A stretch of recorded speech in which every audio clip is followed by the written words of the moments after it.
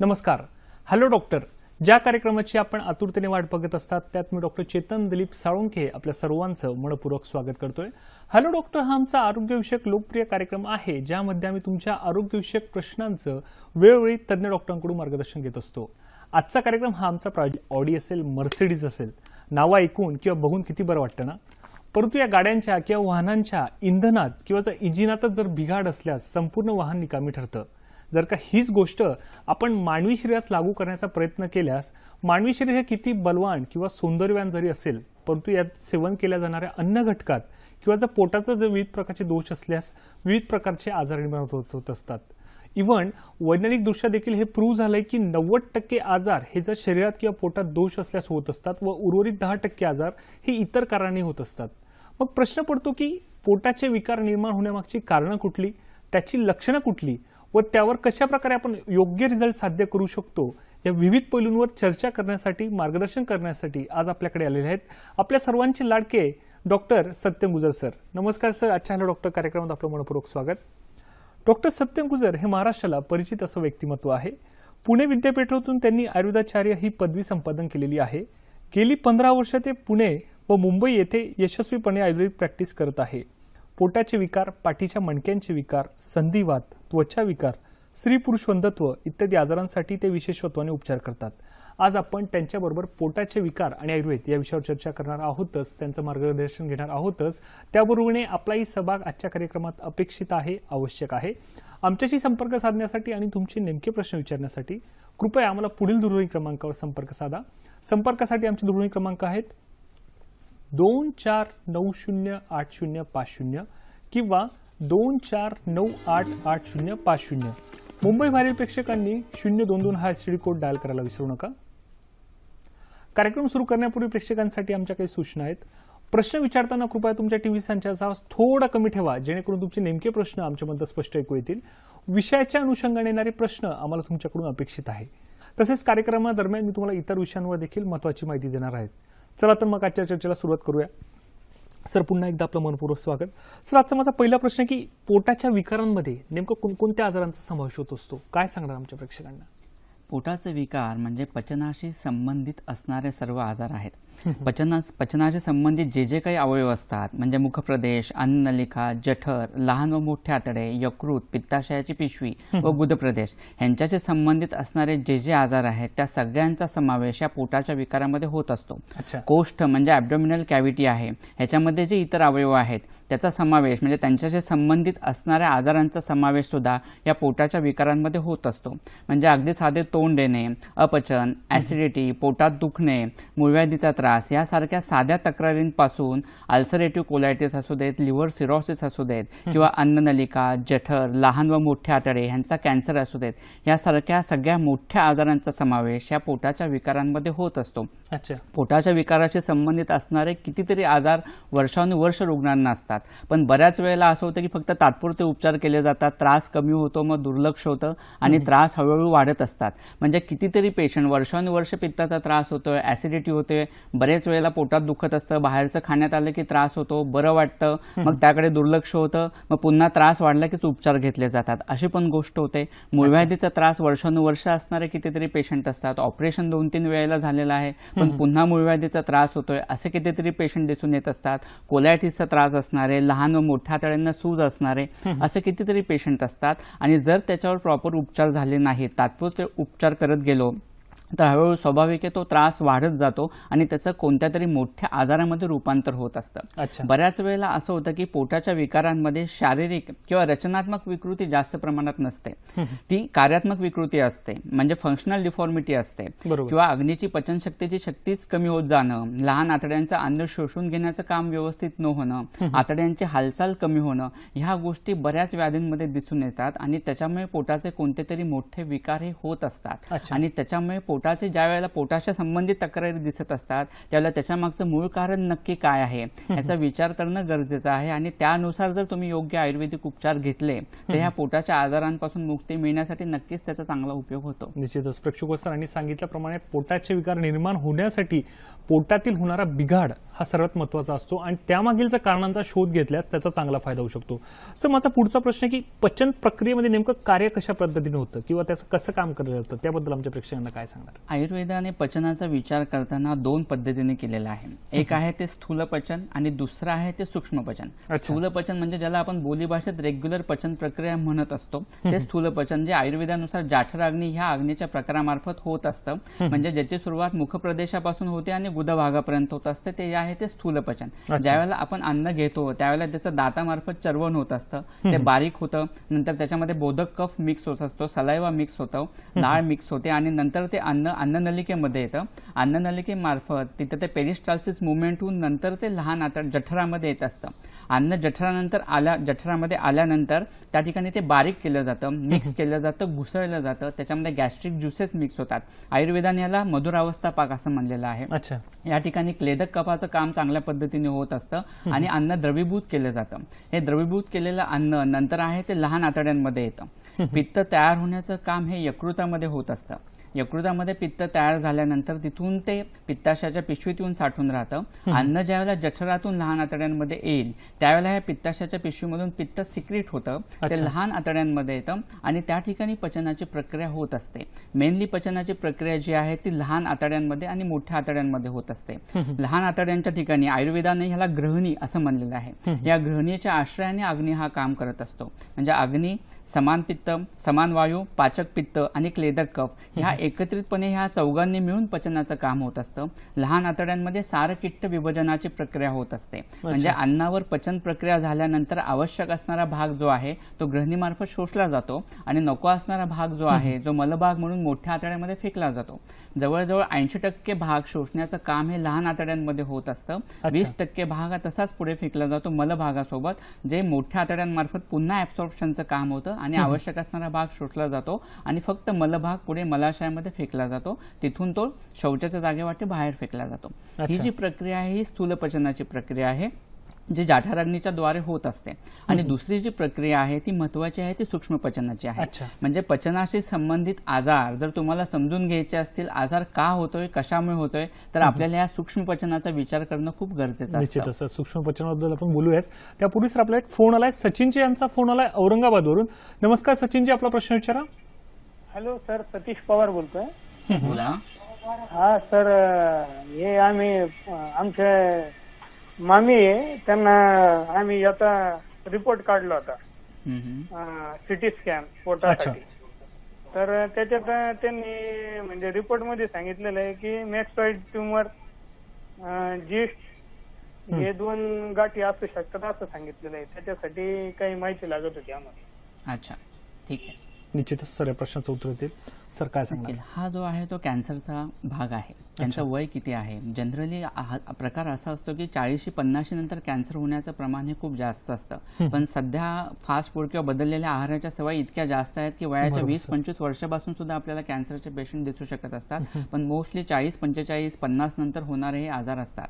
तर त्यांना जो आजार आहे तो लहान आतड्यांशी संबंधित कॅन्सरचा आहे, त्या संबंधित आहे. त्याचा मेटास्टेसिस होऊन हळूहळू त्याचा परिणाम हळूहळू यकृतामध्ये गाठी तयार होणं ही गोष्ट सुद्धा होत असते. त्यामुळे एक तर प्रॉपर निदान लवकर होणं गरजेचं आहे. ह्याच्यामध्ये आयुर्वेदिक निदान काय आहे ही गोष्ट सुद्धा खूप महत्वाची असते. बऱ्याच वेळेला असं होतं की ॲलोपॅथिक नुसार डायग्नोसिस करून पेशंट येत असतो की आम्हाला ह्या अवयवाचा कॅन्सर आहे आणि त्याप्रमाणे आयुर्वेदिक उपचार काही आहेत का किंवा होऊ शकतात का.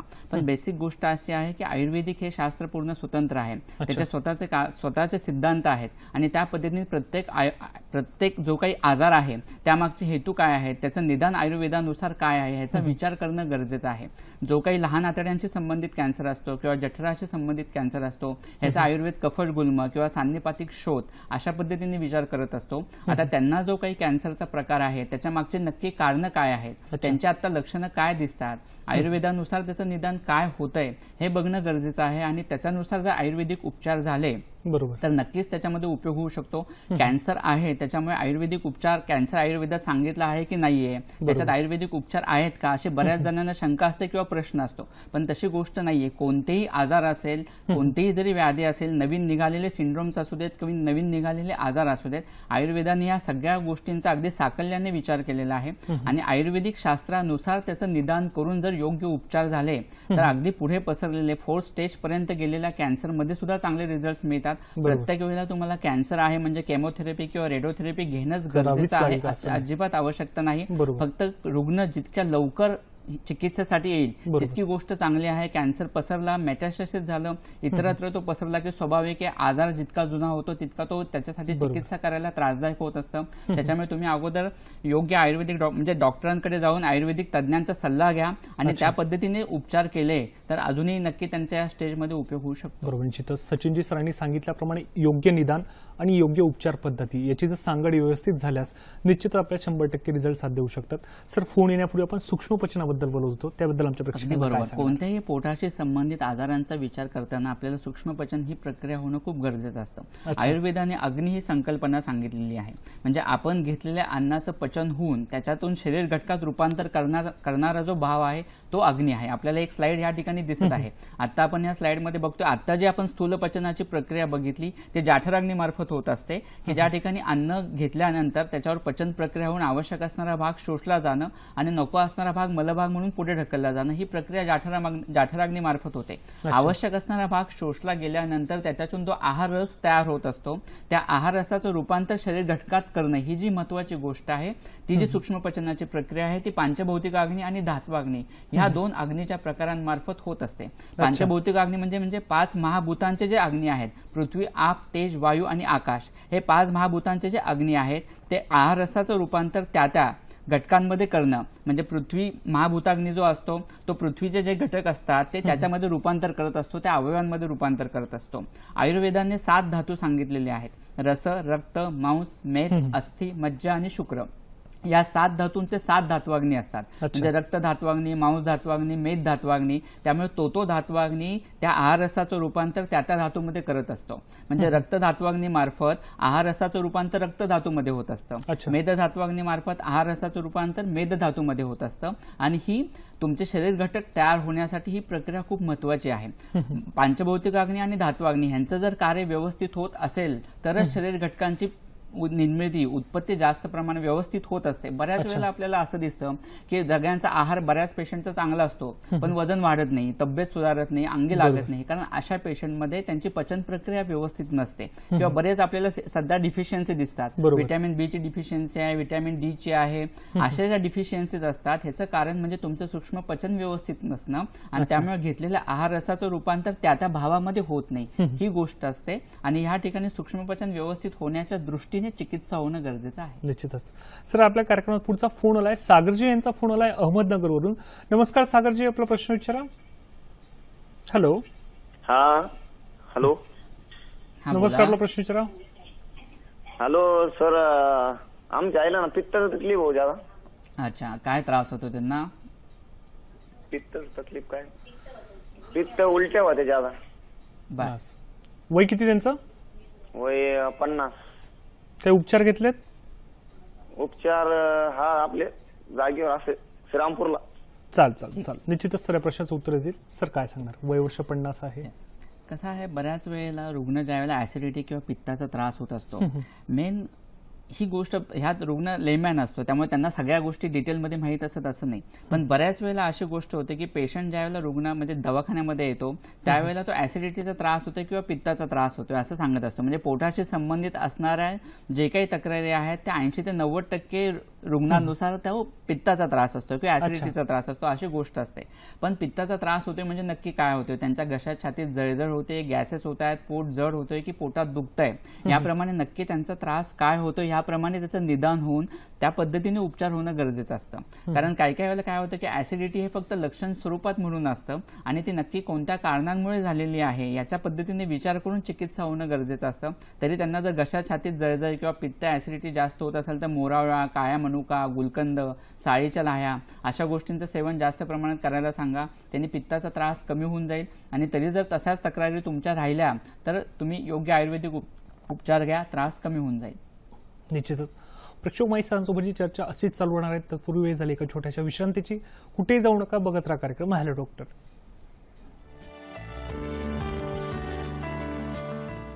ब्रेक नंतर पुन्हा एकदा आमच्या सर्व प्रेक्षकांचं मनपूर्वक स्वागत आहे. तुम्हाला माहिती आहे का, शतावरी ही आयुर्वेदिक वनस्पती शरीरासाठी किती महत्वपूर्ण आहे. शतावरीमध्ये मुख्यतः मधुर शीतगुणात्मक शतावरीमुळे शरीरातील दाहकता कमी होत असते. त्यामुळे त्याचा चांगला फायदा हा शरीरासाठी होत असतो. सर, कार्यक्रमात माझा पुढचा प्रश्न आहे की पोटाच्या विकारांमधील नेमकी कारणं कोणती असतात, त्याबद्दल आमच्या प्रेक्षकांना काय सांगणार? अतिशय महत्त्वाचा प्रश्न आहे. कोणताही आजार होण्यामागे त्या पद्धतीने कारण असेल तर कोणता आजार होतोय त्याच्यामध्ये तसेच शरीरात बदल होत असतात. कोणताही आजार अचानक झाले अशी गोष्ट होत नाही. शरीर त्या पद्धतीने इंडिकेशन तुम्हाला देत असतं की शरीरात काही बदल होत आहेत. ते पण आपण त्याच्याकडे दुर्लक्ष करतो. आपल्या चुकीच्या पद्धतीने आहार विहार तशाच पद्धतीने चालू राहतो आणि त्यामुळे त्याचं रूपांतर कोणत्या तरी मोठ्या आजारामध्ये होत असतं. अध्यशन म्हणजे पहिला आहार पचण्या अगोदरच पुन्हा आहार घेतला जाणं, चुकीच्या पद्धतीने आहार घेतला जाणं म्हणजे दोन विरुद्ध गुणधर्माचा आहार एकत्रितपणे घेतला जाणं. त्याचप्रमाणे पहिलं अन्न पचणं, सतत जड पदार्थ घेतले जाणं ही गोष्ट खूप महत्त्वाची असते. जेवणाच्या वेळा रेग्युलर नसणं हे कॉमनली दिसणारं लक्षण सध्या दिसून येतं. निसर्गाच्या विरुद्ध ज्यावेळेला आपण कोणती गोष्ट करायला जातो त्यावेळेला त्याचा परिणाम आपल्याला नको तो त्या पद्धतीने शरीरात बदल व्हायला सुरुवात होत असते. म्हणजे सकाळी 5-6 वाजता जसं जसं सूर्योदय होत जाईल तसं बाहेर जसे इतर प्राण्यांमध्ये त्या पद्धतीने त्यांचे जसे काही निसर्ग त्यांचं चक्र असतं, त्यांची दिनचर्या असते. संध्याकाळी 7 नंतर कोणतेही प्राणी कोणताही आहार घेत नसतात. म्हणजे बाहेर जशी पानाची वनस्पतींची पानं मिटली जातात त्याच पद्धतीने तुमच्या शरीरामध्ये सुद्धा अग्नी हा कमी होत असतो. अग्नीची पचन प्रक्रिया जी आहे ती संध्याकाळी 7-8 नंतर जास्त प्रमाणात होत नसते. त्याच्यामुळे आयुर्वेदानुसार संध्याकाळी 7-8 नंतर खरं तर आहार घेऊ नये. कारण त्यावेळेला तुमची पचन प्रक्रिया मंदावलेली असल्यामुळे घेतलेल्या अन्नाचं पचन हे व्यवस्थित होऊ शकत नाही. त्याच्यामुळे संध्याकाळचा आहार, रात्रीचा आहार एकतर कमी असावा किंवा तो संध्याकाळी 7च्या पूर्वी घेतलेला असावा. त्यामुळे पचायला जड असणाऱ्या गोष्टी सतत घेतल्या जाणं किंवा आहाराच्या वेळा रेग्युलर नसणं ही यातली गोष्ट महत्वाची आहे. सध्या बदलत असलेली आहार संस्कृती ही तर गोष्ट खूप महत्वाची आहे. म्हणजे आता डायनिंग टेबल आपण बघितलं तर हा हॉलचा अविभाज्य भाग होत चाललेला आहे. म्हणजे टीव्ही बघत जेवणं ही गोष्ट कॉमनली आपल्याला दिसून येत असते आणि त्याचा परिणाम तुमच्या पचन प्रक्रियेवर होत असतो. त्याचप्रमाणे जेवणानंतर स्वीट डिश घेणं, जेवणानंतर फ्रुट्स घेणं ह्या गोष्टींमुळे सुद्धा तुमच्या पचन प्रक्रियेवर परिणाम होत असतो. आयुर्वेदानुसार तुम्ही जेवणाला सुरुवात केली की अगोदर मधुर रस घ्यायला पाहिजे, म्हणजे गोड खायला पाहिजे आणि सगळ्यात शेवटी तिखट किंवा तुरट अशा पद्धतीने आहार असायला पाहिजे. पण तुरट गोष्टी, कडू गोष्टी आहारात असणं ही गोष्ट सध्या होतच नाही. एक रसात्मक आहार असतो. आहार नेहमी पंचरसात्मक असावा. म्हणजे सगळ्या पद्धतीचे रस त्याच्यामध्ये घेतले गेले पाहिजेत. पण तशी गोष्ट होताना दिसत नाही. जंक फूडचं प्रमाण खूप वाढलेलं आहे, बाहेरचं खाणं घेण्याचं प्रमाण खूप वाढलेलं आहे आणि ह्याचा परिणाम सुद्धा वेगवेगळे आजार होण्यावर होत असतो. सध्या स्पर्धात्मक युग आहे, ताणतणाव खूप जास्त आहे, स्ट्रेस खूप जास्त असतो आणि त्याचा परिणाम म्हणून सुद्धा पोटाच्या तक्रारी वाढताना आपल्याला दिसून येत असतात. बरोबर सर, म्हणजे आपण असं म्हणू शकतो की बदललेली लाईफस्टाईल हे दैनंदिन जीवनासाठी किती महत्वपूर्ण आहे याबद्दल सर माहिती देत आहेत. सर, कार्यक्रमात पुढचा प्रश्न आलाय, सुनीलजी यांचा फोन आलाय जालन्यावरून. नमस्कार सुनीलजी, आपला प्रश्न विचारा. हॅलो डॉक्टर साहेब, जेवल्यानंतर बोला. जेवल्यानंतर म्हटलं व्यवस्थित अन्न पचन होत नाही. त्रास काय होतोय? त्रास शौचालयात व्यवस्थित होत नाही म्हटलं. शौचालयाला गेल्यानंतर म्हणजे रात्रीचे आपण जे पूर्ण वगैरे खातो, अच्छा, पूर्ण खाल्ल्याशिवाय शौचालय येत नाही. त्यासाठी आपल्याला काय करता येईल म्हणून असं साहेबांना प्रश्न विचारायचा. निश्चितच या प्रश्नाचं उत्तर देतील. ओके सर, काय सांगा? कसं ही अपचनाला त्यांच्यात तर सुरुवात झालेली, अजीर्णाला सुरुवात झालेली आहे. अग्नीची पचनशक्ती कमी झालेली आहे, अन्न व्यवस्थित डायजेस्ट होत नाहीये, अन्न प्रॉपर डायजेस्ट नव्हता तसंच पुढे ढकललं जाणं ही गोष्ट होते. आतड्यांची हालचाल मंदावल्यामुळे सुद्धा हा त्रास होत असतो. त्याच्यामुळे मलभाग तयार झाला तरी ती पुढे ढकलण्याची प्रक्रिया व्यवस्थित होत नाही आणि त्याच्यामुळे काहीतरी खाल्ल्यानंतरच पोट साफ होणं किंवा काही जणांना चहा घेतल्यानंतरच पोट साफ होत असतं, अशी गोष्ट होत असते. खरं तर ज्यावेळेला तुमची पचन प्रक्रिया व्यवस्थित असते त्यावेळेला सकाळी उठल्या उठल्या एकदाच शौचाला जायला पाहिजे, म्हणजे तुमचं पचन व्यवस्थित आहे त्याचं एक इंडिकेशन आहे. पण तुम्हाला सारखंच जर जावं लागत असेल शौचाला तर त्याचा अर्थ तुमच्या पचन प्रक्रियेवर परिणाम झालेला असतो, किंवा सकाळी पोट साफ होत नाहीये, 10-11 नंतर होतंय, किंवा काहीतरी खाल्ल्यानंतरच होत आहे, एकाच वेळेला साफ न होता 5-6 वेळा जावं लागतंय, त्या अर्थी तुमचं पचन बिघडायला सुरुवात झालेली आहे. आणि मग त्यावेळेला योग्य उपचार लगेच करणं गरजेचं असतं. आता जर पोट व्यवस्थित साफ होत नाहीये तर तुम्ही तूप गरम पाणी घ्यायला सुरुवात करा, त्याचा परिणाम अतिशय चांगल्या पद्धतीने होईल. किंवा सकाळी उठल्या उठल्या रोज 1 ग्लास गरम पाणी घेण्यामुळे सुद्धा आतड्यांची हालचाल व्यवस्थित व्हायला मदत होते आणि पोट साफ व्हायला नक्कीच मदत होईल. आणि हे सर्व करून सुद्धा त्रास होत नसेल तर योग्य आयुर्वेदिक उपचार घेणं गरजेचं आहे. निश्चितच प्रेक्षको, मी इथे तुम्हाला महत्त्वाची टिप सांगू इच्छितो की सर नियमितपणे आपल्याला काही घरगुती उपचार सांगत असतात, तर त्याची जर टाचणं काढून ठेवली आपण तर त्याचा चांगला फायदा होऊ शकतो. सर माझा पुढचा प्रश्न आहे की ऍसिडिटी किंवा पित्ताचा त्रास असलेले आपल्याला प्रचंड पेशंट्स आपल्याला दिसतात, तर ते होण्यामागची कारणं कुठली किंवा ते कशामुळे होतं याबद्दल आमच्या प्रेक्षकांना काय सांगणार? जसं आता आपण बघितलं की बऱ्याच वेळेला जर पोटाशी संबंधित आजार असेल तर येणारा रुग्ण हा मला ऍसिडिटी किंवा पित्ताशी संबंधित आजार आहे म्हणूनच येत असतो. जनरली ऍसिडिटी हा एक आजार नसून ते एक लक्षण आहे. इतर वेगवेगळ्या बऱ्याच व्याधींमध्ये ऍसिडिटी हे लक्षण स्वरूपात दिसत असतं. आपल्याला ह्या ठिकाणी चार्ट दिसतोय की कोणते, आपल्याला एक स्लाइड दिसते की प्रामुख्याने कोणत्या आजारांमध्ये ऍसिडिटी हे लक्षण म्हणून दिसत असतं. आम्लपित्त, हायपर ऍसिडिटी हा जो प्रकार आहे जो कॉमनली दिसत असतो. अजीर्ण म्हणजे नेहमी कधीतरी दिसणारा अपचन आणि अजीर्ण हा आयुर्वेदाने सांगितलेला व्याधी, ह्याच्यामध्ये खूप फरक आहे. अजीर्णामध्ये तुम्हाला घशात छातीत जळजळ होणं, पित्त होणं, पोट दुखणं, कधी जुलाब होणं, कधी उलट्या होणं अशी वेगवेगळी लक्षणे दिसत असतात आणि त्या पद्धतीने तुम्हाला अग्निचिकित्सा करणं हे खूप गरजेचं असतं. आणि तिसरा महत्वाचा जो व्याधी आहे उदावर्त म्हणून, की ज्याच्यात आपल्याला वेगवेगळे इतर gases, GERD, H. Pylori, hiatus hernia असे इतर अनेक जे व्याधी ॲलोपॅथिक सायन्सनुसार सांगितलेले आहेत त्याचा समावेश या उदावर्त व्याधीमध्ये होत असतो. ह्या सगळ्या प्रकारच्या व्याधींमध्ये ऍसिडिटी हे लक्षण स्वरूपात म्हणून दिसत असतं. आता यातला पहिला जो व्याधी आहे आम्लपित्त, आपण त्याच्याबद्दल थोडक्यात बघूयात. आपल्याला ही पुढची स्लाइड दिसते आहे आम्लपित्ताची. ज्या वेळेला यकृतामध्ये पित्त तयार होण्याचं काम व्यवस्थित होत नाही, यकृतामध्ये तयार होणारं पित्त हे उष्ण तीक्ष्ण स्वरूपाचं असतं, त्यामुळे होणारी जी काही लक्षणं आहेत त्याचा आम्लपित्तामध्ये समावेश होत असतो. तयार होणारं पित्तच हे आम्ल गुणाचं असल्यामुळे घशात छातीत जळजळ होणं, तोंडाशी आंबट कडू पाणी येणं, सतत डोकं दुखणं, मळमळ होणं, उलट्या होणं, चक्कर येणं, डोळ्यासमोर अंधारी येणं, क्वचित जुलाब होणं, डोळ्यांची आग होणं, करपट डेकर येणं, अन्न घशाशी येणं अशा प्रकारचे लक्षणं रुग्णामध्ये दिसत असतात. बऱ्याच वेळेला रुग्ण तात्पुरते अँटासिड्स घेतात, पित्त कमी झाल्यासारखं वाटतं पण पुन्हा त्रास वाढत असतो. तेलकट तिखट खाल्लं, रात्री जागरण झालं की लगेच त्रास होत असतो, असं बऱ्याच पेशंटमध्ये दिसत असतं. कारण जोपर्यंत यकृतामध्ये नॉर्मल पित्त होण्यासाठी आपण चिकित्सा करत नाही, पित्त व्यवस्थित तयार होणं गरजेचं असतं, तर हा त्रास कायमस्वरूपी बरा व्हायला मदत होते. त्याचबरोबर रात्री जागरण अवॉइड करावं, तुम्ही बाहेरचं खाणं शक्यतो अवॉइड करावं, तुरीची डाळ, मेथीची भाजी अशा गोष्टी घेऊ नयेत. बरेच दिवस जर पित्ताचा त्रास राहिला तर त्याचा परिणाम हळूहळू अल्सरमध्ये पण होतो. म्हणजे जास्त तीक्ष्ण उष्ण पित्त जर सिक्रेट होत राहिलं तर त्याच्यामुळे त्याचा परिणाम हा जठरावर आणि लहान आतड्यांवर येतो. त्या ठिकाणी एक प्रकारची सूज यायला लागते आणि हळूहळू तिथं जखमा होतात, त्याला अल्सर्स असं म्हणलं जातं. गॅस्ट्रिक डिओड्युनल अल्सर्स असे दोन्ही प्रकार ह्याच्यामध्ये असतात. ह्याच्यामध्ये पोटामध्ये दुखावा खूप जास्त असतो, उलटी होणं, कधी कधी रक्ताची उलटी होणं, जुलाब होणं अशा प्रकारचे लक्षणे ह्याच्यामध्ये दिसत असतात. आयुर्वेदाने ह्याला परिणामशूल असं म्हणलेलं आहे. बऱ्याच वेळेला अल्सर्समध्ये ऑपरेशनचा सल्ला दिला जातो की ऑपरेशन करण्याची वेळ येते अशी पण गोष्ट असते, पण जर योग्य आयुर्वेदिक उपचार वेळेवर झाले तर हा अल्सर्स हे पूर्णतः बरे व्हायला मदत होते. याच्यामध्ये पित्तशामन चिकित्सेबरोबर व्रणरोपक चिकित्सा करणं पण गरजेचं असतं, तर अल्सरवर ऑपरेशन न करता सुद्धा तो त्रास कमी व्हायला मदत होत असते. बरोबर, निश्चितच. प्रेक्षको, सरांच्या म्हणण्यानुसार की बदललेली लाईफस्टाईल किंवा त्यानुसार बदललेले अन्न घटक आणि त्याचा शरीरावर होणारा परिणाम आणि त्यातून उद्भवणारा एक वेगळा रोग याबद्दल सरांनी आपल्याला माहिती दिली.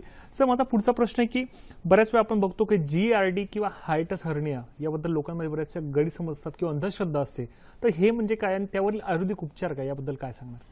कसं आहे, आता आपण उदावर्त व्याधी बघत होतो. म्हणजे ऍसिडिटी कोणत्या आजारांमध्ये दिसत असते त्यातला प्रमुख व्याधी म्हणजे उदावर्त होय. आपल्याला या ठिकाणी एक स्लाइड दिसते, चार्ट दिसतो आहे की उदावर्तामध्ये कोणकोणत्या आजारांचा समावेश होत असतो. जनरली गॅसेसचा त्रास भरपूर जणांना होत असतो, त्यात GERD, H. Pylori, hiatus hernia जो आता तुम्ही प्रश्न विचारला, या सगळ्या गोष्टी आयुर्वेदोक्त उदावर्त ह्या व्याधीमध्ये होत असतात. उदावर्त म्हणजे तरी नक्की काय? आयुर्वेदानुसार वाताची अनुलोम गती असते. वात हा खाली सरकणारा असतो, पण ज्या वेळेला वात वात हा खाली न सरकता वर सरकतो, ह्याच्यामुळे जे काही आजार होतात, जे काही लक्षणं दिसतात, या सगळ्याचा समावेश आयुर्वेदाने उदावर्त ह्या व्याधीमध्ये केलेला आहे. बऱ्याच वेळेला ज्यांना एकाच जागी बसून काम करण्याची सवय असते, म्हणजे काम एका जागी बसूनच असतं, शरीराची हालचाल अजिबात होत नाही, व्यायाम अजिबात नसतो, जड पदार्थ सतत खाण्यामध्ये येतात, नॉनव्हेज ज्यांचं खाण्यामध्ये जास्त प्रमाणामध्ये असतं, मलमूत्रवेग धारण करण्याची ज्यांना सवय असते, आयुर्वेदाने 13 वेग सांगितलेले आहेत. म्हणजे अश्रू येणं, शिंका येणं, मलवेग, मूत्रवेग, हे जे काही वेग आहेत ते नॅचरली तुमची नैसर्गिक प्रक्रियेनुसार हे वेग व्यवस्थित येणं गरजेचं आहे. पण जेव्हा हे वेग अडवले जातात त्यावेळेला त्याचा परिणाम म्हणून वाताच्या गतीवर त्याचा परिणाम होतो, वाताची गती बदलते, वात खाली न सरकता वर सरकतो, ऊर्ध्व वात होतो. ह्यालाच आयुर्वेदाने उदावर्त असं म्हणलेलं आहे. आणि ह्या उदावर्ताची व्याप्ती खूप जास्त प्रमाणात आहे. म्हणजे पचनाशी संबंधित असणारे आजार किंवा ऍसिडिटीशी संबंधित असणारे जे काही पेशंट आहेत त्यातले 70 ते 80% पेशंट हे उदावर्ताचे असतात. त्याच्यामुळे उदावर्ताचे हा निश्चित निदान होऊन त्या पद्धतीने उपचार होणं खूप गरजेचं असतं. बरोबर, निश्चित. सर, आपला पुढचा प्रश्न आलाय संदेशजी यांचा फोन आलाय पुण्यावरून. नमस्कार संदेशजी, आपला प्रश्न विचारा. हॅलो सर, मला पोट व्यवस्थित साफ होत नाही. बर, जेवण केल्यानंतर सकाळी पोट साफ होतं, पण 10 ते 11 वाजता होतं. अच्छा, वय किती आपलं? माझं 35. अच्छा, निश्चितच सर, या अजून प्रश्नाचं काही उत्तर त्रास होतो का तुम्हाला? आणि पित्ताचा त्रास होतो. बर, चाल, ठीक आहे सर, काय सांगणार? अग्निमांद्याशी संबंधित असणारी जी लक्षणं आहेत आणि आतड्यांची हालचाल व्यवस्थित होत नाही, त्याच्यामुळे हा त्रास तुम्हाला जाणवतोय. तुम्ही हिंगवाष्टक चूर्ण म्हणून एक औषध तुम्हाला सहजासहजी मिळू शकेल. ते तूप गरम पाण्याबरोबर दोन्ही जेवणानंतर घ्यायला सुरुवात करा, आणि तुमचा हा त्रास नक्कीच कमी व्हायला मदत होईल. बरोबर. सर, याला अनुसरून माझा पुढचा प्रश्न होता की तुम्हाला की रात्रीचं जागरण असेल किंवा जर ओव्हरवेट असेल त्याचा सुद्धा त्याच्यावर परिणाम होऊ शकतो का सर? हो, अगदी. जर रात्री जागरण सतत तुमचं होत आहे किंवा तुमचं ओव्हरवेट आहे म्हणजे तुमची पचनाची प्रक्रियाच व्यवस्थित होत नाहीये, सूक्ष्म पचन तुमचं व्यवस्थित होत नाही, त्याच्यामुळे मांस मेद शरीरात जास्त प्रमाणात तयार होणे, इतर धातू व्यवस्थित तयार होण्याच्या ऐवजी ही गोष्ट होते आणि मेद वाढल्यामुळे ओव्हरवेट आहे. किंवा तुमची दिनचर्याच व्यवस्थित नाहीये तर त्याचा परिणाम स्वाभाविक तुमच्या पचन प्रक्रियेवर होत असतोच, आणि त्याचा परिणाम म्हणून अपचन होणं, त्याचा परिणाम म्हणून आतड्यांची हालचाल मंदावणं आणि पुढे पचनाच्या तक्रारी जाणवणं ही गोष्ट महत्त्वाचीच आहे. त्यामुळे तुमची दिनचर्या व्यवस्थित असणं, तुमच्या जेवणाच्या वेळा रेग्युलर असणं, तुमचा आहार तेवढ्याच प्रमाणामध्ये असणं, आवडीचा आहे त्याच वेळेला आहार खूप जास्त प्रमाणात घेतला जातोय, अगदी पोटाला तड लागेच तोपर्यंत जेवण घेतलं जातं, ही गोष्ट चुकीचीच आहे. त्याचा परिणाम तुमच्या पचन संस्थेवर होणारच. निश्चितच. सर, पुढचा आजच्या कार्यक्रमाचा सर्वात महत्त्वाचा प्रश्न, ग्रहणी म्हणजे काय व त्यानुसार होणारे आजार व त्याची लक्षणं आणि आयुर्वेदानुसार त्याचे उपचार याबद्दल आमच्या प्रेक्षकांना काय सांगणार? अगदी. आपण ग्रहणी हे बघण्याच्या अगोदर आपला उदावर्त हा जो प्रश्न येण्याच्या अगोदर अर्धा जो राहिलेला होता प्रश्न तो अगोदर घेऊया. उदावर्त ह्या व्याधीशी संबंधित असणारे पेशंट खूप जास्त प्रमाणामध्ये दिसत असतात. आपल्याला पुढची स्लाइड ह्या ठिकाणी दिसते आहे. बऱ्याच वेळेला अशा पेशंटमध्ये भूक कमी व्हायला लागते. म्हणजे थोडंसं अन्न घेतलं तरी पोट जड होतं, गच्च होतं, पोट फुगल्यासारखं वाटतं, पोटामध्ये दुखायला लागतं, छातीवर दाब पडतो, बेचैनी जाणवते, अस्वस्थपणा जाणवायला लागतो, कष्टाने श्वास घ्यावा लागतो, दम लागतो, कधी कधी छातीमध्ये दुखतं सुद्धा, छातीवर दाब पडायला सुरुवात होते, डोकं जड होतं, डोकं दुखतं, तो वात शरीरात साठून शरीरात पसरल्यामुळे हळूहळू अंग दुखायला सुरुवात होते, मान पाठ कंबर दुखतात, सांधे दुखतात, पायांना गोळे येतात, क्रॅम्प्स येतात, पोट व्यवस्थित साफ होत नाही, अशी गोष्ट याच्यामध्ये जाणवायला सुरुवात होते. तो वात शरीरात इतका साठून राहत असतो की हळूहळू तो वात वर सरकल्यामुळे अशा पेशंटला सतत ढेकर यायला लागतात आणि त्याच्यामुळे सुद्धा अन्न घशाशय ही लक्षणं दिसतात. काही काही पेशंटमध्ये तर त्रास इतका जास्त असतो की जोपर्यंत ढेकर बाहेर पडत नाही तोपर्यंत रुग्णाला म्हणजे सतत बेचैनी जाणवत राहते, अस्वस्थपणा जाणवत असतो, आणि ढेकर जर बाहेर पडला किंवा पोट साफ झालं तरच अशा रुग्णांना बरं वाटत असतं. जोपर्यंत तो ढेकर बाहेर पडत नाही तोपर्यंत रुग्ण फिरत राहतो, एरझऱ्या घालत राहतो, कारण तो गॅस तिथं वात साठून राहिलेला असतो. एखादा फुगा फुगवावा अशा रुग्णांमध्ये पोट फुगलेलं असतं. आणि सगळ्या गोष्टी वाताची गती नॉर्मल नसल्यामुळेच होत असतं. त्याचाच आपल्याला पुढची स्लाइड ह्याच्यामध्ये दिसते की हा पोटात गोळ्या फिरल्यासारखं वाटणं, अंग जड वाटणं, उत्साह नसणं, बऱ्याच पेशंटमध्ये तक्रारी काही नसतात. जेव्हा रुग्ण रुग्णालयात येतो त्यावेळेला फक्त अंग जड वाटते, काम करण्याचा उत्साह वाटत नाही किंवा सांधे दुखतायत असं लक्षण म्हणून सुद्धा घेऊन येत असतो. आणि त्याच्यामुळे त्याच्या मागचं मूळ कारण हे उदावर्त व्याधी असणं, वाताची गती नॉर्मल नसणं हीच गोष्ट असते. ह्याचाच परिणाम म्हणजे पुढे जे काही तुम्ही अगोदरचा प्रश्न होता GERD किंवा हे जे व्याधी आहेत ह्याचा परिणाम हे उदावर्तामुळेच होणारे असतात. वात जेव्हा खाली न सरकता वर सरकतो त्यावेळेला जे काही पित्त सिक्रेट होतं, आपल्याला पुढची स्लाइड या ठिकाणी दिसते, जे काही पित्त तयार होत आहे किंवा जे काही गॅस्ट्रिक ज्युसेस तयार होत आहेत ते वाताबरोबर वर यायला सुरुवात होत असते आणि this is called gastro oesophageal reflux disease. तो पित्त वर येत असल्यामुळे मग घशात छातीत जळजळ होणं, त्याच्यामुळे तोंडाशी आंबट कडू पाणी येणं, किंवा बऱ्याच पेशंटमध्ये असं होतं की जेवणानंतर अन्नकण घशाशी आल्यासारखे वाटतात, कारण त्यांचा तो रिफ्लक्स असतो. आणि हाच त्रास जर पुढे चालू राहिला तर हळूहळू त्याचं रूपांतर हे हायॅटस हर्नियामध्ये होत असतं. हायॅटस हर्निया म्हणजे हर्निएशन होणं, जठराचा भाग हा अन्ननलिकेमध्ये ओढला जाणं. वाताची ऊर्ध्वगती इतकी जास्त असते की जठराचा भाग हा अन्ननलिकेमध्ये ओढला जातो आणि त्याचा परिणाम म्हणून आपल्याला ही पुढची स्लाइड दिसते की सतत घशाशी आंबट कडू पाणी येत असतं, घशात छातीत सतत जळजळ येते, अन्न घशाशी येणं, मळमळ होणं, घेतलेल्या अन्नाची किंवा पित्ताची उलटी होणं. म्हणजे बऱ्याच वेळेला हायॅटस हर्नियाच्या पेशंटमध्ये असं होतं की जेवण घेतल्या घेतल्या अन्न सगळं तसंच उलटी वाटे बाहेर पडून जातं, अशी गोष्ट होते. बऱ्याच वेळेला याच्यामध्ये शस्त्रक्रियेचा सल्ला दिला जातो, ऑपरेशनचा सल्ला दिला जातो, पण 90% पेशंट असे असतात की ऑपरेशन केले तरी त्रास तसाच राहतो. कारण स्वाभाविक आहे त्याचं मागचं मूळ कारण जे आहे की वाताची गती नॉर्मल नसणं, वात वर सरकणं. आणि हे वाताचा ऊर्ध्ववात जोपर्यंत तुम्ही त्याच्यासाठी ट्रीटमेंट करत नाही, वाताची गती नॉर्मल होण्यासाठी उपचार होत नाहीत, तोपर्यंत हायॅटस हर्निया पूर्णतः बरा झाल्या असं होत नाही. त्याच्यामुळे ऑपरेशन न करता सुद्धा योग्य आयुर्वेदिक उपचार केले तर हायॅटस हर्नियाचा त्रास सुद्धा पूर्ण बरा होऊ शकतो. निश्चितच. प्रेक्षको, पोटाचे विकार आणि ग्रहणीबद्दल सर माहिती देणार आहेतच, पण त्यापूर्वी वेळ झाली एक छोट्याशा विश्रांतीची, त्यामुळे कुठेही जाऊ नका, बघत राहा कार्यक्रम हॅलो डॉक्टर.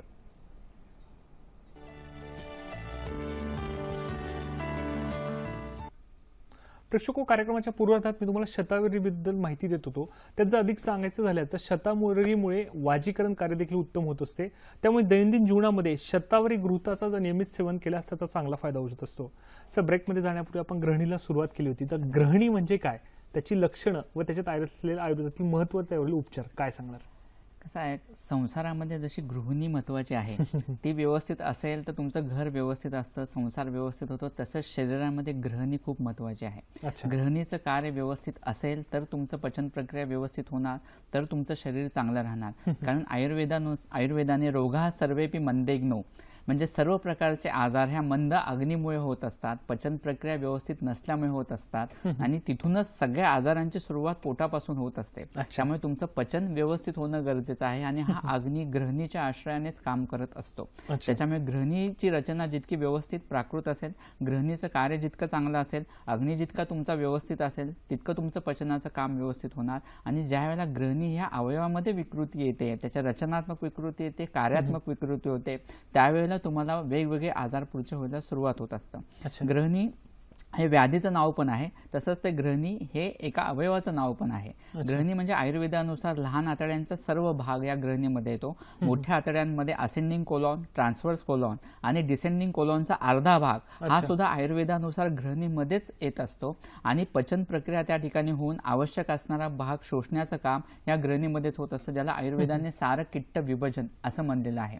म्हणजे अग्नीची पचन संस्कार झाल्यानंतर जे काही पचन प्रक्रिया होऊन आहारस तयार होतो, त्या आहारस शोषणाचं काम या ग्रहणीमार्फत होत असतं. आवश्यक असणारा भाग ग्रहणीमार्फत शोषला गेल्यानंतरच पुढे सूक्ष्म पचनाची प्रक्रिया होत असते.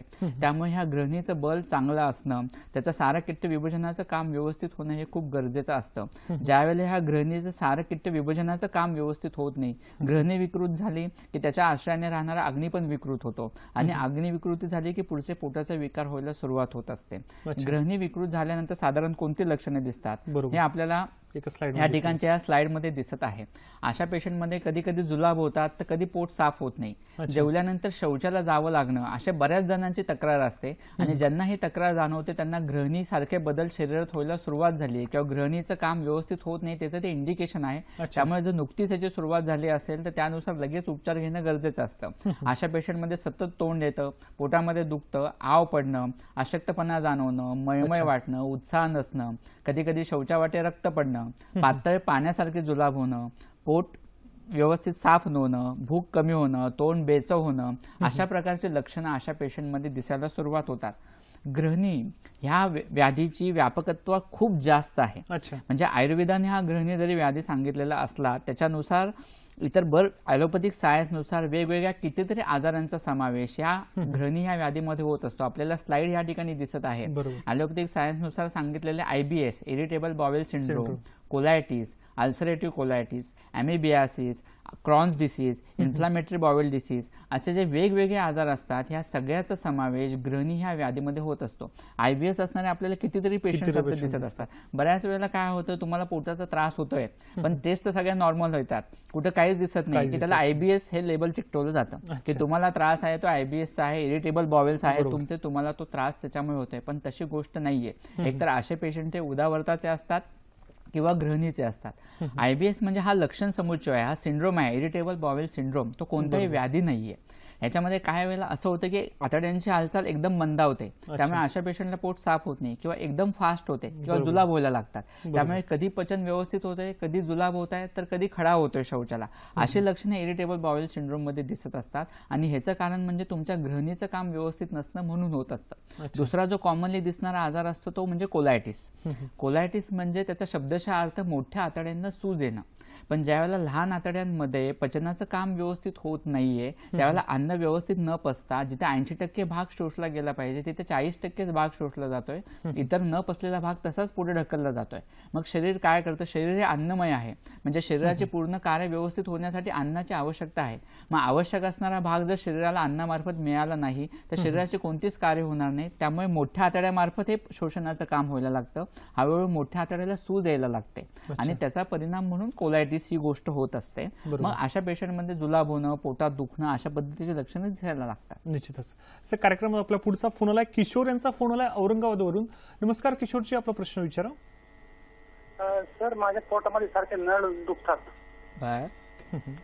वय किती आहे पोटामध्ये दुखतात ते. कधीपासून त्रास होतोय हा? हा मला 4-5 वर्ष झाली. वय किती आहे तुमचं? 36. बाकी गॅसेस वगैरे, शौचाला खडा होणं अशी काही लक्षणं दिसतात का? नाही, तसं काय प्रॉब्लेम नाही. जड उचलण्याचं वगैरे तुमचं काम आहे का? जड उचलण्याचं वगैरे काही काम आहे का? नाही, जड उचलण्याचं काम नाही. ठीक आहे. म्हणजे सर प्रश्नाचं उत्तर देतील. सर काय सांगा? आयुर्वेदानुसार विष्टब्धाजीर्ण नावाचा एक व्याधी असतो, म्हणजे अजीर्णातलाच हा प्रकार आहे पण वाताशी संबंधित असणारा आजार आहे. वातामुळे ज्या वेळेला पचनसंस्थेवर परिणाम होतो, ज्या वेळेला आतड्यांची हालचाल मंदावते किंवा पोटाचे स्नायू आखडले जातात, त्यांचा एक प्रकारचा स्पाझम होतो. त्याच्यामुळे नळ फुगणं, बोलीभाषा ज्याला आपण नळ फुगणं असा प्रकार म्हणत असतो. तेल लावून पोट शेकून घेणे याचा उपयोग तुम्हाला अतिशय चांगल्या पद्धतीने होईल. किंवा आलं आणि हिंग रोज सेंदो मीठ टाकून चावून खात चला, त्याने सुद्धा हा त्रास कमी व्हायला मदत होत असते. त्याच्यामुळे ह्या गोष्टी तुम्ही करा कंटिन्युअस, 1-2 महिने तुमचा त्रास नक्की कमी होऊन जाईल. बरोबर. किशोरजी सरांनी सांगितल्याप्रमाणे जर घरगुती उपचार पद्धती केल्या तर त्याचा चांगला फायदा होऊ शकतो. सर, किशोरजी यांचा फोन येण्यापूर्वी आपण कोलायटिस बद्दल बोलत होतो, त्याबद्दल अजून काय सांगता येईल? कोलायटिस जर बरेच वर्ष राहिला, त्याच्या मागचे कारण परंपरा तशीच राहिली, तुमचे हेतू तसे चालले, चुकीच्या पद्धतीने आहार विहार चालूच आहे, तर मोठ्या आतड्यांवर हळूहळू ताण पडायला सुरुवात होते. तिथे सूज आल्यानंतर हळूहळू त्या ठिकाणी जखमा व्हायला सुरुवात होतात. त्यालाच अल्सरेटिव्ह कोलायटिस असं म्हणलं जातं. अल्सरेटिव्ह कोलायटिस हा आजार तसा खूप त्रासदायक आहे, कारण तिथे जखमा झाल्यामुळे हळूहळू पेशंटला फक्त काही पेशंटमध्ये तर 20-40 जुलाब एका दिवशी होत असतात. इतका त्रास वाढू शकतो आणि ते रक्त मिश्रित असतात, म्हणजे शौचा वाटे रक्त पडणं, कारण जखमा असल्यामुळे रक्त पडायला पण हळूहळू सुरुवात होते. आणि सतत जर हा त्रास चालू राहिला तर पांढरू शोथ यासारखे उपद्रव सुद्धा व्हायला लागतात. हळूहळू पेशंटमध्ये हिमोग्लोबिन कमी होत जाणं, दुर्बलता जास्त प्रमाणात येणं, विकनेस जास्त प्रमाणात येणं, थोडं चाललं तरी दम लागणं, अशा प्रकारचे लक्षणे दिसायला सुरुवात होत असते. त्याच्यामुळे ह्याच्यावर योग्य चिकित्सा होणं खूप गरजेचं आहे. वर्षानुवर्ष अल्सरेटिव्ह कोलायटिसचे पेशंट दिसत असतात, वर्षानुवर्ष औषधं घेतात असे दिसत असतात, पण फक्त कंट्रोल करून उपयोग नाहीये. तात्पुरती फक्त शमन चिकित्सा देऊन आजार जुलाब कसे होणार नाहीत, रक्त कसं पडणार नाही ह्याच्यासाठी फक्त उपचार घेऊन उपयोग होत नाही. ह्याच्या मूळ कारणासाठी चिकित्सा होणं गरजेचं असतं. लहान आतड्यांच्या ठिकाणी पचन प्रक्रिया व्यवस्थित नसणं, तिथे अग्नी विकृत असणं, तिथे तुमचं ऍब्सॉर्प्शनचं काम व्यवस्थित होत नाहीये, त्यामुळे त्याचा परिणाम मोठ्या आतड्यांवर होतोय, म्हणून तिथे सूज येते, म्हणून त्या ठिकाणी जखमा होत आहेत. त्यामुळे आधी आपल्याला ग्रहणीचं बल वाढवणं गरजेचं आहे. ग्रहणीच्या ठिकाणी सारगिट्ट विभाजन झालं पाहिजे, अग्नीची पचनशक्ती वाढली आली पाहिजे आणि ह्याच्याबरोबर मोठ्या आतड्यांना जे काही जखमा झालेल्या आहेत, सूज आहे, ती भरून येण्यासाठी ट्रीटमेंट होणं गरजेचं आहे. स्थानिक व्रणरोपक चिकित्सा खूप गरजेची आहे आणि त्याच्यासाठी आयुर्वेदोक्त बस्ती चिकित्सेचा उपयोग खूप चांगला होतो. म्हणजे अल्सरेटिव्ह कोलायटिस मध्ये जे काही व्रणरोपक तेल आहेत त्यांचा बस्ती देणं किंवा दुधामध्ये उकळलेल्या काढ्या वेगवेगळ्या आहेत त्यांचा बस्ती देणं ह्याचा उपयोग खूप चांगला होतो. त्याच्यामुळे त्या जखमा लवकर भरून येत असतात. त्यामुळे अल्सरेटिव्ह कोलायटिसचे योग्य निदान होऊन जर लगेच आयुर्वेदिक उपचार सुरू झाले तर आयुष्यभर हा त्रास न राहता तो बरा व्हायला मदत होत असते. निश्चितच. म्हणजे आपण असं म्हणू शकतो की कुठल्याही व्याधीवर चिकित्सा करण्याआधी त्याचं जर कारण सापडलं हे तेवढंच आपल्याला इझी जात असतं पुढील उपचारांसाठी. प्रेक्षको, माझी सरांसोबतची चर्चा अशीच चालू राहणार आहे. तत्पूर्वी वेळ झाली एक छोट्याशा विश्रांतीची. कुठेही जाऊ नका, बघत राहा कार्यक्रम हॅलो डॉक्टर.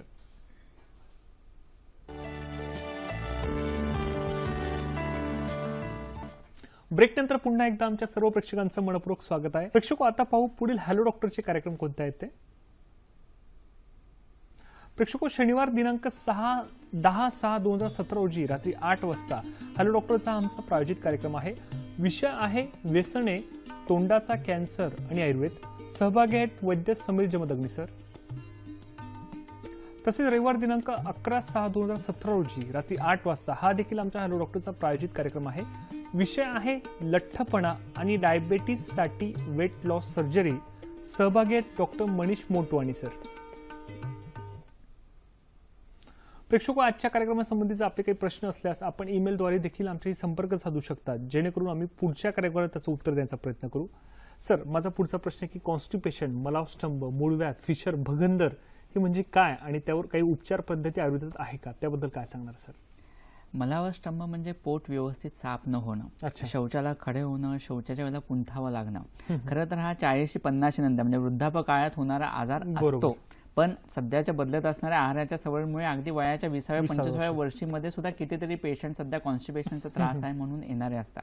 ज्यावेळेला आतड्यांची हालचाल मंदावते त्यामुळे मलभाग पुढे ढकलण्याची प्रक्रिया व्यवस्थित होत नाही, त्याच्यामुळे पोट साफ न होणं ह्या प्रकारच्या तक्रारी जाणवत असतात. आपल्याला या ठिकाणी एक स्लाइड दिसत आहे. ज्यावेळेला वात वाढतो त्यामुळे आतड्यांना एक प्रकारचा कोरडेपणा यायला लागतो आणि त्याच्यामुळे मलभाग तिथे साठून राहतो. आतड्यांचं काम हे शोषणाचं आहे, त्यामुळे स्वाभाविक त्यातलं पाणी शोषलं जातं आणि खडे तयार होतात. मग अशा पेशंटमध्ये पोट जड होणं, शौचाला खडा होणं, अपचन होणं, शौचाच्या वेळेला बराच वेळ बसावं लागणं, शौचासाठी जोर लावावं लागणं, अशा प्रकारच्या तक्रारी ह्या जाणवायला सुरुवात होतात. वर्षानुवर्ष मलावस्तंभाचे कॉन्स्टिपेशनचे त्रास असणारे पेशंट असतात. बरेच जण ह्याच्यासाठी कुठली तरी गोळी घेणं किंवा चूर्ण घेणं असं करत असतात. पण हे पेशंटच्या दृष्टीने लॉंग टर्म साठी खूप त्रासदायक आहे. कारण असे जे लॅक्झेटिव्ह असतात, पोट साफ करणारी औषधं असतात, ती आतडी पेवटून शौचाला करणारी असतात. त्याच्यामुळे आतड्यांचा कोरडेपणा अजून वाढतो, आतड्यांचा टोन अजून कमी होतो, ती पॅरालाइज झाल्यासारखी होतात आणि नैसर्गिकरित्या पोट साफ होणं ही प्रक्रियाच होत नाही. त्याच्यामुळे तुमची पचनशक्ती सुधारणं, आतड्यांची हालचाल सुधारणं, नैसर्गिकरित्या मलभाग पुढे ढकलण्याची प्रक्रिया व्यवस्थित होणं हे खूप गरजेचं आहे. म्हणजे तो तुम्हाला कायमस्वरूपी आजार होत नाही. नाहीतर वर्षानुवर्ष ते चूर्ण किंवा गोळी घ्यावी लागते. आज 1 चमचा चूर्ण घेत असाल तर उद्या 2 चमचे घेण्याची वेळ येते आणि प्रॉब्लेम वाढत जात असतात. अशी गोष्ट आहे. त्यापेक्षा रोज रात्री तूप आणि गरम पाण्याचं सेवन करावं किंवा आठवड्यातून एकदा एरंडेल तेल घ्यावं. एरंडेल तेलाचा उपयोग ह्याच्यामध्ये अतिशय चांगला आहे, कारण ते तेल आहे त्यामुळे त्यांनी आतड्यांचा कोरडेपणा वाढत नाही, वातशमन करणार आहे आणि आतड्यांची हालचाल वाढल्यामुळे पोटही साफ होतं. त्यामुळे अशा पद्धतीची औषधं वापरली तर ती त्रासदायक होत नाहीत. आयुर्वेदोक्त बस्ती चिकित्सा याच्यामध्ये अतिशय चांगल्या पद्धतीने त्याचं काम होत असतं. कारण जे काही आपण औषधयुक्त तेल आत पुश करत असतो त्याच्यामुळे आतड्यांचा कोरडेपणा कमी व्हायला मदत होत असते. तिथे एक प्रकारचं ल्युब्रिकेशन यायला लागतं आणि शरीरातला वात कमी झाल्यामुळे मेन आतड्यांचा कोरडेपणा येण्यामागचं जे कारण आहे ते कमी होत गेल्यामुळे हा त्रास कमी व्हायला मदत होत असते. बरोबर. त्यामुळे मलावस्तंभासाठी सुद्धा तात्पुरते उपचार न करता त्याच्या मागची काय कारण आहे त्याच्यासाठी उपचार होणं गरजेचं आहे. ह्याच गोष्टी ज्यावेळेला वर्षानुवर्ष मलावस्तंभ आहे, पोट साफ होत नाहीये, तर हळूहळू त्याचा परिणाम म्हणजे मूळव्याध होणं, फिशर होणं किंवा भगंदर होणं. ज्यांचं पचन व्यवस्थित नाहीये, ज्यांचं पोट साफ होत नाही, अशाच लोकांना 90% ते 95% पेशंटमध्ये पुढे मूळव्याधीचा त्रास होत असतो. अशी गोष्ट होते. आपल्याला एक स्लाइड या ठिकाणी दिसते. आपल्याला या स्लाइडमध्ये ह्या ठिकाणी कोंब दिसतोय, वरचं जे आपल्याला पिक्चर दिसतंय त्याच्यामध्ये मूळव्याधीचा कोंब आलेला दिसतोय. मूळव्याध म्हणजे काय, तर मूळव्याध म्हणजे ही फुगलेली रक्तवाहिनी असते. ज्यावेळेला मलभाग तिथे साठून राहतो त्यावेळेला त्याचा दाब तिथे गुदवलींवर पडतो, त्यामुळे तिथली रक्तवाहिनी फुगते आणि मूळव्याधीचा कोंब तयार होतो. शौचालय नेहमी कडक होत असेल तर तो मलभाग पास होत असताना, कडक शौचालय होत असताना जर शौचाच्या ठिकाणी जखम झाली, खालच्या आपल्याला पिक्चरमध्ये खालच्या चित्रामध्ये दिसतंय की त्या ठिकाणी जखम झालेली दिसते शौचाच्या जागे ठिकाणी, त्याला फिशर किंवा परिकर्तिका असं म्हणलं जातं.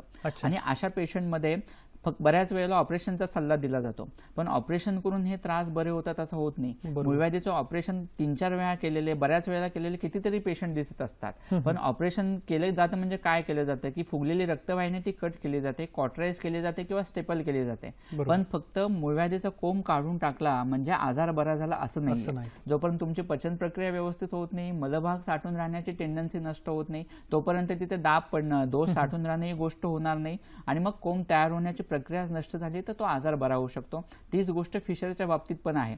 पचन व्यवस्थित झालं, पोट व्यवस्थित साफ व्हायला सुरुवात झाली आणि त्या ठिकाणी तुम्ही व्रणरोपक चिकित्सा केली तर झालेल्या जखमा पण भरून येतात, त्रास बरा होतो.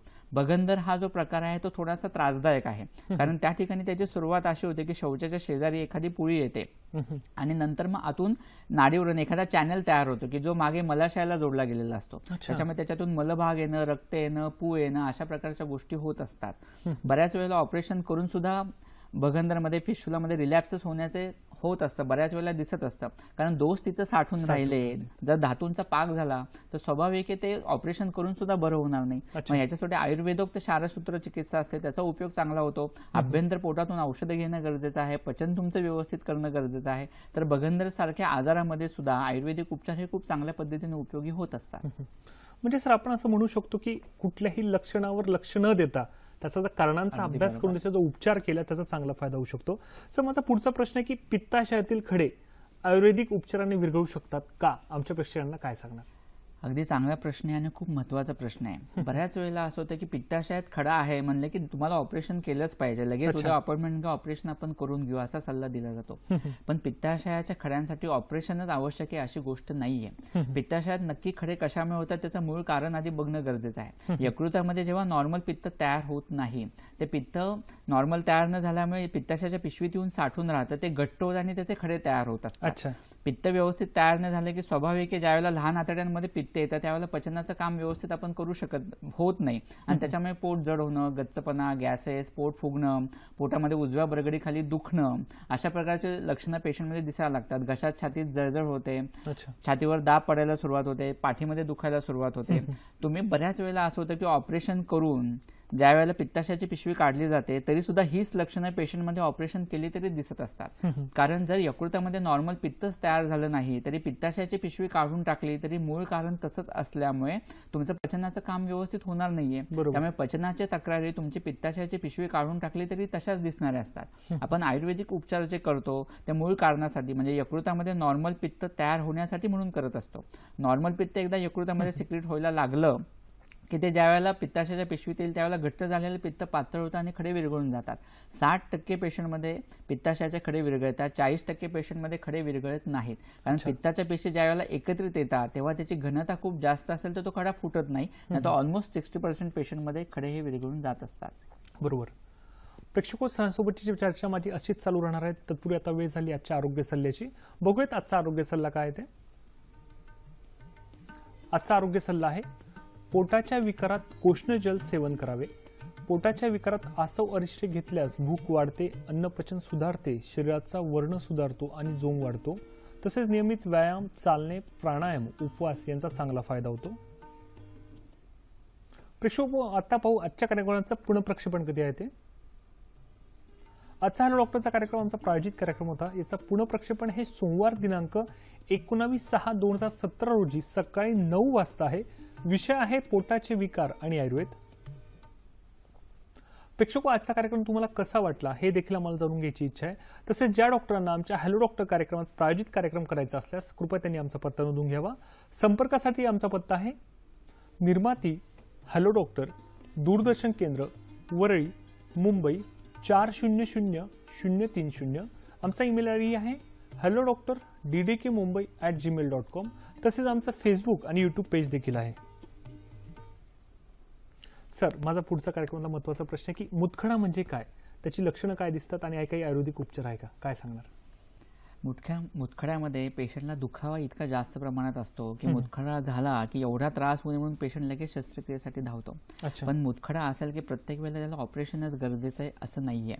जर युरेटर्समध्ये आपल्याला ह्या ठिकाणी स्लाइड दिसते, मुतखडा जो होतो तो किडनीमध्ये होतो, लघवीच्या नळीमध्ये युरेटरमध्ये होतो किंवा लघवीच्या पिशवीमध्ये होत असतो. युरेटरमध्ये म्हणजे लघवीच्या नळीमध्ये आणि लघवीच्या पिशवीमध्ये जर मुतखडा होत असेल तो आयुर्वेदिक उपचाराने नक्की जाऊ शकतो. किडनीमध्ये जे होणारे खडे असतात ते किडनीच्या आतमध्ये असल्यामुळे पूर्णच्या पूर्ण खडा तसाच बाहेर पडल्या अशी गोष्ट होत नाही. त्यामुळे तिथल्या तिथे औषधांचा सतत मारा करून फोडून बाहेर काढावे लागतात. त्याच्यामुळे किडनीमधले जर खडे 2-2.5 सेंटीमीटर पेक्षा मोठे असतील तर मात्र ऑपरेशनची गरज आहे. त्याच्यापेक्षा आतले छोटे खडे असतील तर आयुर्वेदिक औषधांनी ते जाऊ शकतात. जनरली मुतखडा असेल तर पाठीकडून पोटाकडे कळ खूप येत असते, पोटात दुखावा खूप जास्त प्रमाणात असतो, मळमळ उलटी होणं, लघवी वाटे रक्त पडणं, लघवीला जळजळ होणं असे त्रास पेशंटला होत असतात. काही काहींना मुतखडा ऑपरेशन करून काढून टाकले तरी पुन्हा पुन्हा होण्याची टेंडन्सी असते, ते क्रिस्टल साठून राहत असतात.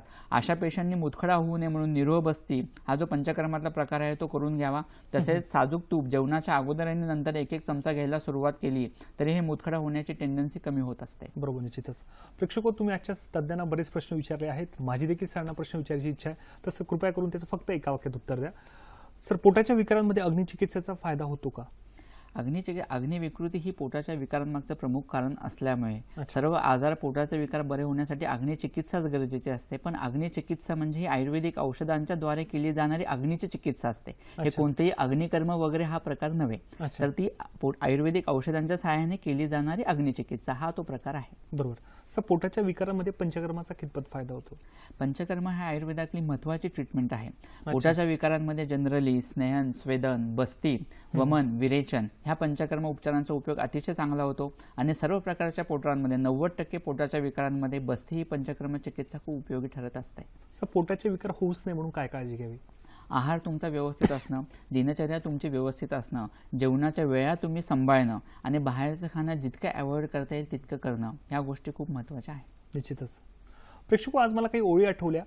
पावसाच्या एका सरीने देखील जंगलात लागलेल्या वनव्यावर आग भिजते, त्याचप्रमाणे पोटाच्या विकारात जर आयुर्वेदिक उपचारांची जर साथ मिळाल्यास, एक योग्य उपचार पद्धती साध्य झाल्यास, एक चांगली चिकित्सा पद्धती मिळून एक सुंदर रिझल्ट आपण साध्य करू शकतो. म्हणूनच कुठल्याही व्याधीवर उपचार करण्याआधी त्याच्या लक्षणांवर, त्याच्या कारणांवर जर चांगला उपचार पद्धतीचा फायदा करून घेतल्यास निश्चितच सुंदर फायदा होतो. सर, आज तुम्ही इथे आलात, आमच्या प्रेक्षकांना पोटाचे विकार आणि आयुर्वेद या विषयावर इतकी पण महत्त्वपूर्ण माहिती दिली, त्याबद्दल सह्याद्री वाहिनीतर्फे व माझ्या हॅलो डॉक्टरच्या संपूर्ण टीमतर्फे मी आपला मनपूर्वक आभार व्यक्त करतो. धन्यवाद.